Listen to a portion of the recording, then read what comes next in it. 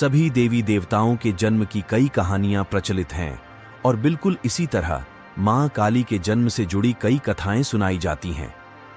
उन सभी कथाओं में से एक कहानी है जो सबसे ज्यादा प्रचलित है। बात उन दिनों की है जब एक शक्तिशाली राक्षस दारुण का अत्याचार तीनों लोकों में बढ़ गया था। तीनों लोकों में सभी इससे बहुत परेशान थे। सारे देवता दारुण के हाथों मात खा चुके थे। दारुण को वरदान मिला था कि उसकी मृत्यु एक स्त्री के हाथों ही हो सकती है।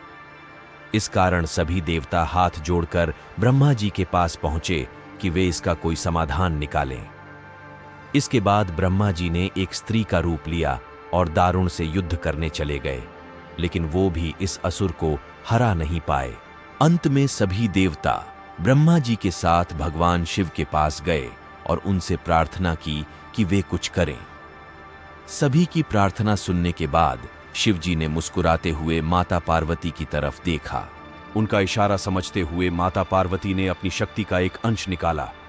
वह एक चमकता हुआ तेज था जो देखते ही देखते भगवान शिव के नीलकंठ से होते हुए उनके शरीर में प्रवेश कर गया। इसके बाद भगवान शिव ने अपनी तीसरी आंख खोली और तीनों लोग थर-थर कांपने लगे। भगवान शिव की तीसरी आंख खुलने के बाद वह शक्ति उनकी उस आंख से बाहर निकली, जिसे देखकर वहां खड़े सारे देवता घबरा गए। उस शक्ति ने एक विशाल और रौद्र स्त्री रूप ले लिया था। उनका रंग रात सा काला गहरा और जुबान खून जैसी लाल थी। चेहरे पर आग सा तेज था और माथे पर तीसरी आंख थी।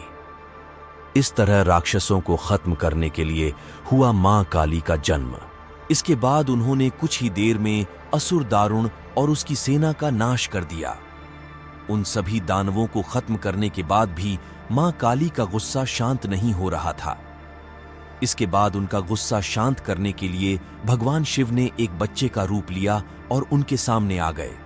भगवान शिव को देखते ही मां काली का गुस्सा शांत हो गया और उन्होंने उस बच्चे को अपनी गोद में उठा लिया।